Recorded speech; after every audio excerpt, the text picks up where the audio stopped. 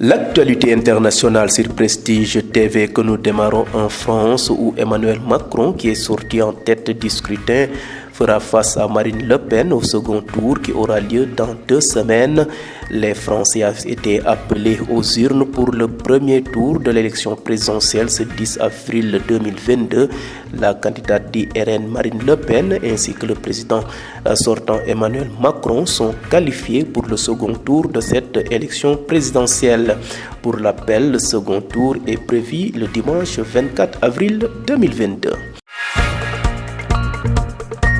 En Gambie, le Parti national pour le peuple NPP, la formation politique du président gambien Adama Barrow, est arrivé en tête des élections législatives de samedi en faisant élire 18 députés sans toutefois obtenir la majorité à l'Assemblée nationale, indiquent les résultats publiés par la Commission électorale indépendante. Le principal parti d'opposition UDP, dirigé par l'avocat et militant des droits de l'homme Ousseynou Darbo, est arrivé deuxième avec 15 sièges. Terminons ce rapide survol de l'actualité internationale au Mali, où les autorités de transition bloquent la mission d'enquête de la MINUSMA, mission des Nations Unies au Mali, à Moura, ce village du centre du pays où les forces armées maliennes sont accusées d'avoir commis un massacre sous couvert d'une opération antiterroriste entre le 23 et le 31 mars dernier.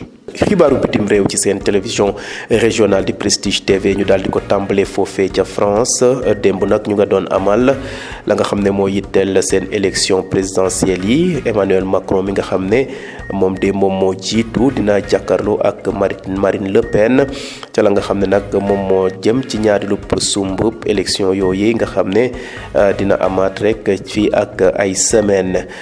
Français yi nag dañ leen a woowoon rek ngir tànn seen njiitub réew démb ci dimanche bi yemoon ak fukki fan ci weeru avril ci atum 2022 ba tax na nag candidate RN bi di Marine Le Pen moom nag ak Emmanuel Macron ñoom nag ku nekk daal di nga admis pour dem ci ñaareelu tour yi nga xam ne dinañ ko amal dimanche ñaar fukki fan ak ñaar ci weeru avril ci atum 2022. Jóge France dem fële ca Gambie, parti national pour le peuple di NPP, formation politique bi nga xam ne président Gambie di Adama Barrow moom moo ko jiite. ñoom de ñoo daal di jël ndam ca la nga xam ne mooy élection législative yi, maanaam tànn député yi amoon ci samedi gi weesu. ñoom nag ñu am lu tollook fukk ak juróom-ñetti député, waaye nag jotuñoo am majorité ci assemblée nationale. ña xamle ni mel mooy commission électorale indépendante bi yor ni mel. Parti ba nekk ca kujje ga di UDP te ki nga xam ne mooy avocat bi di avocat di militant droit de l'homme di Ousseynou Darbo moom nag moo daal di jël ñaareelu place bi. ñu am lu tollook fukk ak juróomi député. jeexale xibaaru bitim réew yi foofee ca Mali, ñi nga xam ne nag ñooy kilifa yi yor wàllu transition bi daal mel ni ne daal mission ba nga xam ne moo ñëwoon ngir enquête faat bi ñu faatoon ay doomu aadama ca dëkk bu ñuy wax Moura nekk nag ci diggub dëkk boobee di Mali.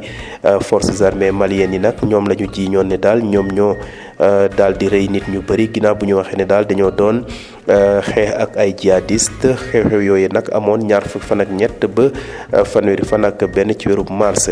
mission des Nations Unies boobee nag kilifa yi daal tere nañ ko ne wala tere nañ leen ne duñu enquête ca ni mel ni daal ñu ngay ànd ak la nga xam ne mooy forces armées maliennes yi di FAMA yi ñu ngi koy def foofee ca réewum Mali.